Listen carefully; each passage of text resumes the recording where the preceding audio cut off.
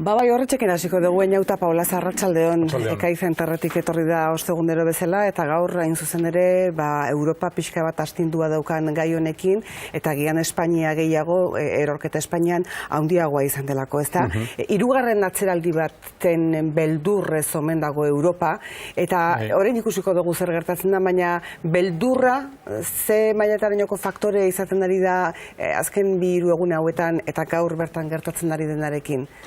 Burtsan beti esan izan da faktore psikologikoak importantzia handia duela, eta gainera kalean ere burtsazkan pore esaten den gauza bada bildurra librea dela eta zabaltzen ditula egalak bazter guztietara, ez? Hirugarren atzeraldian sartzera doa Europa? Izan lehike. Izan lehike, ze hau ez da atzo eta gaur sortutako gauza bat, baizik eta 2008tik dator, eta askotan aipatu izan diren kontuak dira, nolabait sindrome baten aurrean gaudela. Gaitz sorta bat, elkarrekin kiribiltzen diren gaitz sorta baten aurrean gaudela. Hain zuzen ere, 2008an hartutako erabaki batzuk ez zirelako egokiak izan. Adibidez? Ze gaitz sorta dira, guziok gogoratu ditzagun, eta ze erabaki dira? 2008an krisia lertu zanean esate baterako erabaki izan sistema finantzieroa egituratu beharrean diru gehiago sartzea merkatuetan. Hau da, diruaren makina piztu eta traka, diru pilo bat egin, eta diru hori guzti hori gainera ekonomia errealera bultzatu eraman beharrean, eta sistema produktiboa indartu, eta lana, eta bar, egintzen izan zen, sistema finantzierora bideratu. Gainera, sistema finantzieroari inolako kontrolik ezarri gabe diru horrekin egingo zuenaz neurri batean, ez? Noski, ez da kontrolik ezarri, eta gainera da, hau handi bat zulo beltzat dena iresten du eta gehiago behar du. Eta diruaren makinak ematen du nerako, eta hori ere agortzen ari da, eta jarraitzen dugu etxeko lan hori egin gabe, ez? Gero gaitz guzti horiek sortzen dituen etxeko lan hori egin gabe, hau da, sistema finantzieroa bere neurrira eraman, nolabaiteko oreka bat egon behar da, ekonomia erreala eta sistema finantzieroen artean.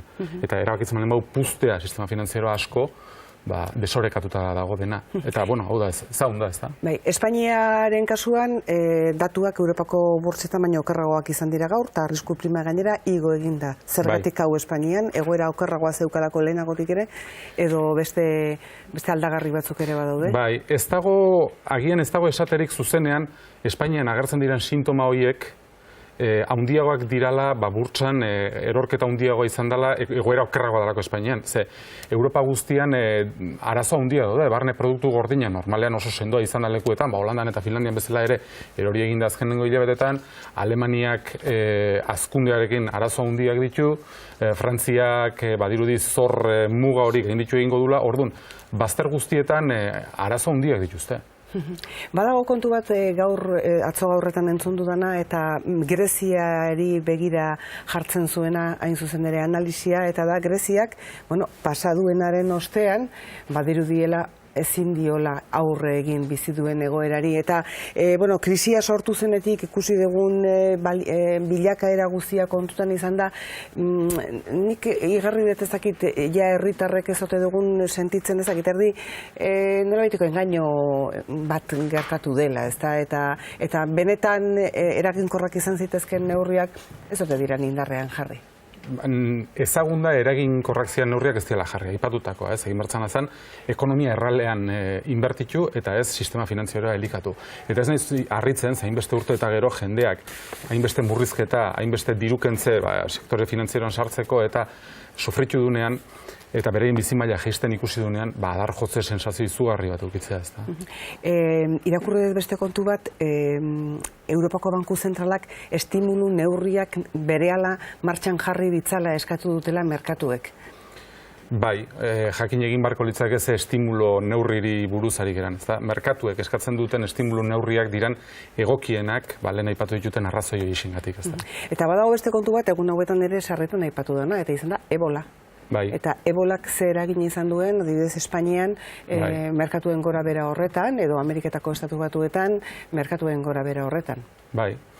Badirudi lotura zuzenik ez dagoela, ez? Baina, dena bildurrak, lehen esan bezala, egalak zabalak ditunez, bai Ebola, bai ekialde hurbilean zein Siria eta Iraken gertatzen ari danak, eta horrek guztiak eragina zeharkako baldin bada ere izango du. Beraz, faktore ezberdinak dira, edozein kasutan une honetan batez ere hirugarren atzeraldiaz hitz egiten da. Ze pentsatu behar dugu herritarrok? Hirugarren atzeraldian sartuko dela Europa entzuten dugunean, ze pentsatu behar dugu? Nik uste dut, pentsatu beharko genukena, ez dakigu oso ondo oraindik honek ze emaitza izango dituen. Hau da, enpleguarengan oraindik koska bat atzera egingo dugu, oraindik murrizketetan jarraitu, hori dena esateko oraindik oso goiz da. Edonola ere, pentsatu arazi beharko liguke pendiente daukagun kontu hori, oraindik egin gabe dagoen sistema finantzieroaren egikuturak eta hori, eta ekonomia errealaren bultzada hori, benetan krisitik aterako gaituena, lehen egitea komeni dela. Zenbat eta beranduago egin, ziur asko okerrago izango da noski. Haunditik txikira egin behar dugu, eta tokiko monetez hitz egin behar dugu, baina bi kontuak ere batu omen ditzakegu, nola edo ala. Bai, azkenean monetaz ari gera, ez? Bai kasu batean, bai bestean. Haundian, aipatu dugu, moneta politika, edapenezko moneta politikak, diruaren makina martxan jartzea dela arazoaren partetako bat, eta orain berriz, moneta politika ezberdinak maila lokalean nola egiten diran edo ikusi dezakegu. Diruaren beste makina bat martxan jarritzea komenigarria den ez, nola funtzionatzen duen, eta abar. Bueno, guk txantxikoa hitz egin behar dugu, ezta? Okeraz banago, oinatiko tokiko moneta. Txantxia, bai. Ez da lehenengoa, beste batzuk ere jarriak daude martxan, baina, bueno, txantxi hartu dugu adibide bezala. Zer da, nondik sortu da eta zertarako sortu da? Txantxia, oinatin sortu dute merkatari eta udalak, eta sortu dute batipat udal bizitza, udal merkataritza edo sustatzeko. Orduan, sortu dute bertako txampon bat, eta txampon horren bidez, erabiltzaileek, asoziatu diran merkataritza establezimentutan, deskuentotxo batzuk izango dituzte eta bestelako promozio batzuk izango dituzte. Beraz, herri barneko merkataritza pizteko, berpizteko, indartzeko, edo dena delakorako, ezta? Orokorrean dena den zer dira toki txamponak? Beti adirazgarri berdin hauek dituzte, edo ezberdinak izan daitezke toki txamponak? Euskal Herrian hainbat adibide daude, baina Euskal Herriaz aparte Europan ere adibide asko daude, eta mundu mailan ere egon daitezke. Azkenean, nik uste denok ezagutu ezakegun zerbait izan daitekeela Nafarroainez, Zibilaldia, eta horrelakoetan erabiltzen diren txamponoiek, beste eskala batean noski, baina hori da. Hemen ikusten dugu grafika honetan esate baterako nola Euskal Herrian bertan dagoeneko baditugun 7 esperientzia berri. Herrikoak dira hegoaldekoak, herri mailakoak, aiaraldean uste dut eskualde mailakoa dela, baina iparraldean adibidez esperientzia nahiko indartsu bat sortu da ekiaren inguruan, euskoaren inguruan, eta, bueno, bakoitzak izateko arrazoi diferentea du. Adibidez, Gipuzkoakoak merkataritzari lotua daude, gizarte kohesioari begira, igual Bilbokoa, eta iparraldekoa berriz garapen ekonomikoari begira, iparraldearen sustapen ekonomikoari begira. Hau da, helburu oso diferenteak okitzen dituzte. Helburu diferenteak, ezaugarri diferenteak beraz, abantailak igualak edo diferenteak? Ez, noski, abantailak ere ezberdinak dira batean eta bestean. Zer bilatzen dan horrek zatzen du, monetaren beraren diseinua erabilera, erabiltzaileak horrek denak baldintzatzen du, ez? Zertarako nahi dan hori. Hemen beste eskema bat presatu dugu. Hor ikusten da ze abantaila ditun zerak toki txamponak, ze abantaila ditun, eta ze desabantaila izango lituzken, ezta? Bueno, abantailen aurrean hor dituzuen horiek, oso gertukoa da, identitate sortzailea da, hainbat gauza, ezta? Baina desabantailen artean ere badago euskorra dela, falsifikaziorako erraztasuna handiagoak eduki ditzakela, hor ikusten dira noiexek. EP baterako izan daiteke eta agian EP horrek jendea atzeratu, kadukatu egin daitekelako nola horako kontuak ere aipatu izan ditugu beste inoiz azpimarran, ez? Eta gero konfiantza sortzen duen edo ez duen sortzen trukea egin behar duenarentzat. Neurri batean baita ere txampon hauek esan izan da sortu dirala txampon handiek sortzen duten mesfidantzaren gatik, ez? Bai ez egonkortasunen gatik eta baita txamponari asoziatuta dauden politiken gatik, ez da? Zer bultzatzen den, zer ezan bultzatzen nola. Ez da kasualidadea esate baterako iparraldean sortzea horrelako ekimen bat, garapen politiketatik aparte egondalako beti, ez da, iparraldea. Iruditzen baldin bazaizu, toki txamponen potentziala aztertuko dugu bai Euskal Herrian eta baita munduan, ere? Euskal Herrian toki politiken potentziala oraindik ikuskizun dago, ze oso ibilbide laburra daukagu eta oso lotuta dago euroari, ezta? Ba, hainbeste euro, hainbeste toki txamponen truke. Orduan, potentzial hori handitzen da, segun eta zein dan txamponaren helburua, dirua sortzeko kapazak dira neurrian. Hau da, kreditua sortzeko kapazak dira neurrian. Eta horrek eskatzen du baita ere soportatuko duen, kreditu entidade bat edo banku bat eukitzea, ez? Euskal Herrian gainera toki txampon hauekin ez dugu ezer berri deskubritu. Toki txampon hauek beste leku askotan egon dira. Eta oso ezaguna da, adibidez, Sueziako UIR asoziatuta dituna hainbat eta hainbat enpresa, hainbat eta hainbat eragile ekonomiko, eta banku kooperatibo bat ere badaukatena, kreditu ematen duen azkenean dirua sortzen duna, ez?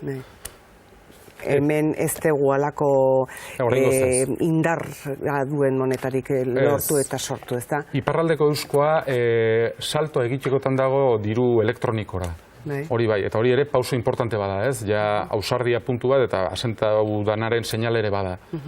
Besteak oso rekorrido laburra dukatu horrenik. Hain txikiak izatea, hau da, aipatu ditugu Iparraldekoa, aipatu dugu Bilbokoa, aipatu dugu Oñatikoa, hainbeste izateak badu zentzua, ez da? Zonaldeko merkataritza edo zonaldeko ekonomia sustatzea aldera. Bai, hori ona da, eta aldi berean txarra da baitere, ze txampon bakoitzak jatorri diferente eta helburu diferente ditunez, osagarritasuna zailagoa da. Horixe azpimarratu nahi nuen, ez? Eta adibidez euroari edo aurre egiteko agian zailtasun handiagoa hain banatua egoteak. Bai, agian ez dago ez da ere beharrikan euroari aurre egiteko, osagarria da, osagarriak izan daitezke helburu diferenteak dituztelako, ez da?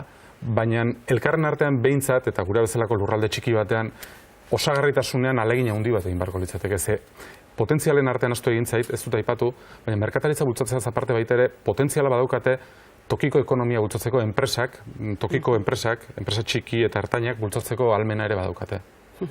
Bueno, eskerrik asko eman dizkiguzun argibideoien gatik guztien gatik, haunditik txikira etorri gera. Euskoaz hitz egin dugu, eta euskoari buruz Frank Dolosorrekin luze joko genduke, baina gaur Frank Bordelera joana da, Akitaniako diseinatzaileek euskoaz hitz egin dugu.